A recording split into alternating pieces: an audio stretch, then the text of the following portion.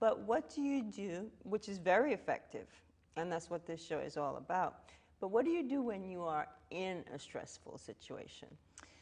Well, have you noticed that when people are upset, they often put their hand on their forehead? Yes. Yeah, okay.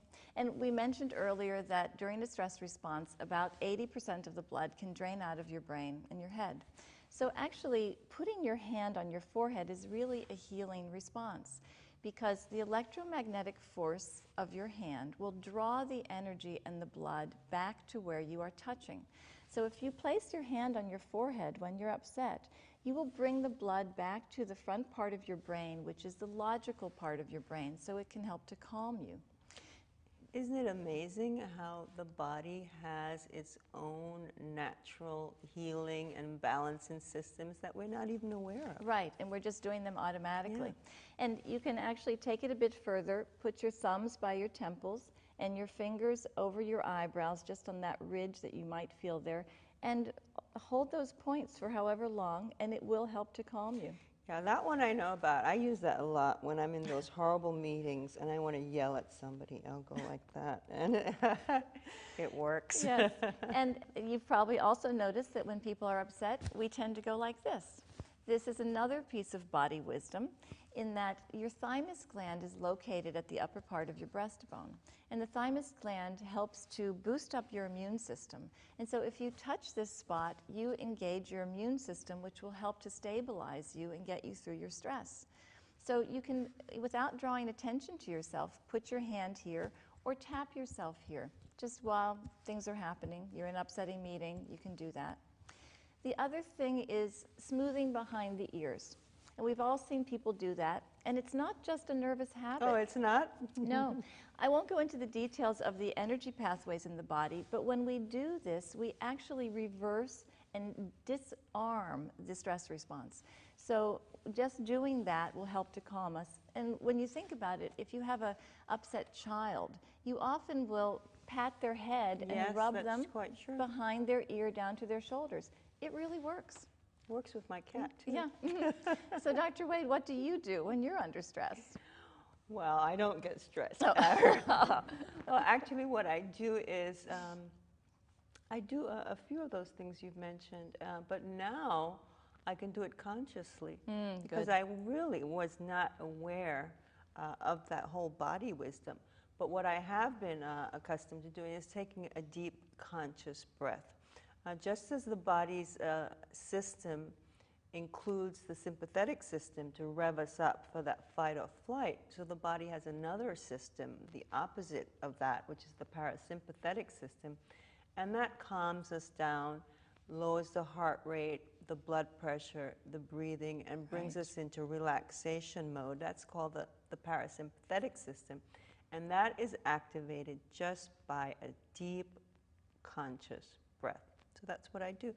Would you care to demonstrate for us? Well, yes. But first I'll say that deep breathing is really key. And there are many holistic practitioners that actually, if they had one thing to teach their patients, it would be how to take a deep breath. Yes. For the reasons you mentioned, and it not only calms us, but it actually helps to detoxify the body. Exactly. It brings oxygen to all the tissues that are starved when we're rigid and holding ourselves so stiff. Right. And when we take a deep breath, our lymphatic system moves better, and that helps to detoxify us. So, to take a deep breath, you can do this sitting down, lying down, but I'm sitting here and I would like my back to be straight but relaxed. I don't want to be really rigid and tense, and my shoulders will be relaxed. And so I invite the audience to breathe with us. Thank you. And so why don't we just simply take a breath and see what happens with our body. We just take a deep breath in and let it out. And many people may notice that when they take a deep breath in, they raise their shoulders and suck in their belly. And actually, that only allows you to breathe in this far. You're not really taking a deep breath. That's true. So we'd like to do the yogic breath that you mentioned. And that would be visualizing breathing deep into your belly, even though we know the lungs aren't down there. But the diaphragm drops down and creates more space for the lungs. That's right. So we'll breathe into our belly, our lower chest, and our upper chest.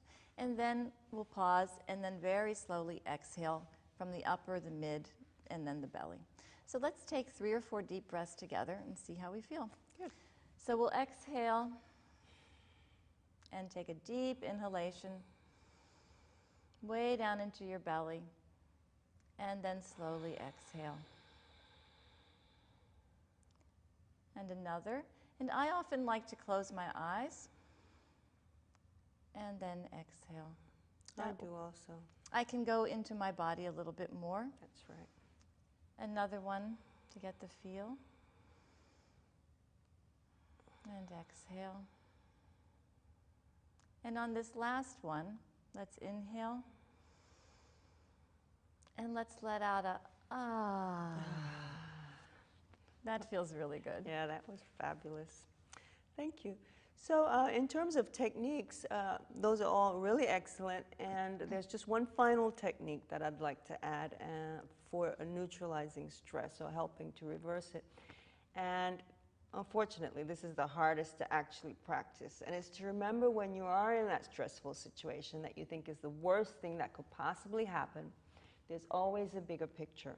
What may seem like a disaster today may turn out to be a blessing tomorrow.